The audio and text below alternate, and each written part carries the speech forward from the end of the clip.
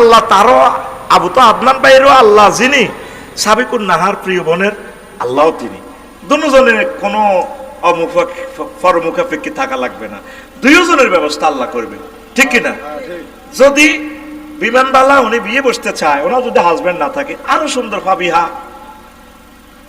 ইসলাম যেটারে হালাল করে রেখেছে, তুই এটারে কেন সমালোচনা করছ? তুই তো গুনাহগার, তুই নবীর সুন্নতের ক্রিটিসাইজ করছিস বেটা, তুই নবীর সুন্নতের বেইজ্জতি করবে না, নিউজ দেখাস। তুই হাসর মাঠে নবীর হাতের হাউজে কাউসার পাইবি না, এইটা লিখবি। আবু তো আদনান ভাই আরেকটা বিয়ে করছে, সকলে দোয়া করেন মাহফিলের দাওয়াত আরো বাড়ি যাক। আর তালাক্কা পরেও হাদিয়া তোহফা দিতে হবে, দেওয়া সুন্নত। যদিও সে চলে গেছে, সে তারে তৌফিক থাকলে দুঃখে কষ্ট করলে তারে কিছু কিছু টাকা পয়সা দিবেন, সেটাও ইসলামের বিধিবিধান আছে। কিন্তু আঙ্গুর দেব কিতা যে শাস্তিটা দেয় রে জামাই রে, মামলা মোকদ্দমা করে ইজ্জত আর রায় ছাড়ে না।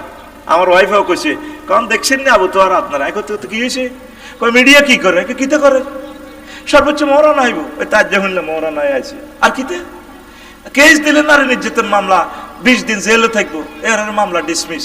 উদয় নারী নির্যাতন মামলা একটা সাজা লাগবে, কিতে হইব মায়ের মতো করে করছে, কিতে হইব বেড়া বেড়ার জায়গায় থাকবো, বেড়ি বেড়ির জায়গায় থাকবো, কাম নাই, সব আকামের কাম বানাস তোরা বেড়া।